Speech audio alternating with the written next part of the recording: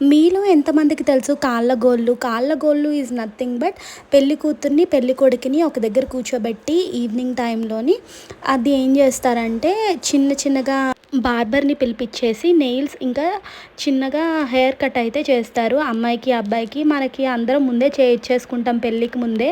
అంటే ట్రిమ్మింగ్స్ ఏమైనా ఉన్నా ఇవన్నీ. కానీ ఇది ఒక పద్ధతి. అప్పుడే వచ్చి ఆళ్ళు చెయ్యాలి అని చెప్పైతే అంటారు. అట్లా ఒక బార్బర్ అయితే వచ్చి ఇట్లా చేస్తాడనమాట. దాన్నే కాళ్ళగోళ్ళు అని చెప్పి అంటాము. మా సైడ్‌లో ఇట్లా చేస్తారు. అట్లా మీ సైడ్‌లో కాళ్ళగోళ్ళు ఎలా చేస్తారు? ఇట్లానే చేస్తారా? ఇట్లానే చేస్తే మీరు కామెంట్ చేయండి. ఇట్లానే చేస్తారని చెప్పి. అది కూడా సన్నాయితోని మనం ఇదంతా చేయాలనమాట. బ్యాండ్ పక్క నుంచి వాయిస్తూ ఉండాలి.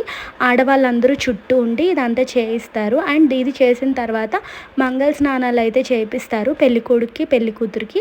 ఇది చేసేటప్పుడు ధాన్యంలో ఇలా రోకళ్ళు పెట్టి దంచి అబ్బాయికి, అమ్మాయికి దీన్ని గుద్దుతారనమాట. మేనత్తొడిలో కూర్చోబెట్టేసి. ఆవిడొచ్చేసి మా పెద్దమ్మ అవుతది. మా బావకి అయితే మేనత్త అవుతారు. అలానే మా చెల్లేమో మా మేనత్తొడిలో కూర్చొని అదైతే చేయిచ్చారనమాట. ఇక్కడ చక్కగా సరదాగా ఇలా కర్రలతో గుద్దుతారు గూడాను. వెనక నుంచి ఎవరైతే పెళ్ళికూతురికి, పెళ్ళికొడుక్కి వరస అవుతారో వాళ్ళు అలా గుద్దుతుంటారు. చూడండి ఎట్లా చేస్తున్నారో. ఇది ఒక చిన్న ఫనీ మూమెంట్. ఇవన్నీ మంచి మంచిగా అనిపిస్తాయి. Which resembles our culture which comes from our ancestors అనమాట. ఇట్లా అంతా అయిన తర్వాత నలుగది పెడతారనమాట. పెళ్ళికూతురికి, పెళ్ళికొడుక్కి నలుగు పెట్టిచ్చేసి ఇంకా స్నానాలన్నీ చేపిస్తారు. ఇలా స్నానాలన్నీ చేపిచ్చేసిన తర్వాత అప్పుడు వాళ్ళు రిసెప్షన్‌కి అది రెడీ అవుతారు. దీన్నే కాళ్ళగోళ్ళు సంబరం అని చెప్పైతే అంటారు. మీ సైడ్ ఏ పేరు పెట్టి పిలుస్తారు దీన్ని? అండ్ ఈ టైంలో అందరూ చక్కగా పసుపులయ్యి రాసుకుంటారు. ఎంజాయ్ చేస్తారు.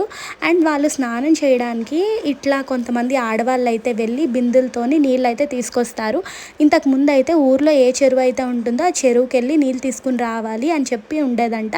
ఇప్పుడంతా మనం ఫ్యాన్సీగా అయిపోయాం కదా! చక్కగా పక్కనే ఒక ట్యాప్‌లో బిందెలతో నీళ్లు పట్టేసుకొని వచ్చుకునేసి అవి పిల్లలకి తెచ్చేసి స్నానాలైతే చేపిచ్చేస్తున్నారు. అంత ఫ్యాన్సీగా అయిపోయాం మనం. ఇంతకు ముందు వచ్చేసి అన్నీ ఎక్కడెక్కడి నుంచో తేవాలి అని చెప్పి అయితే ఉండేది.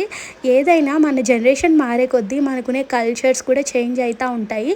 కానీ అదే స్టైల్‌లోని డిఫరెంట్‌గా చేస్తాము అంతేని. అంతే ఈ వ్లాగ్. Thanks for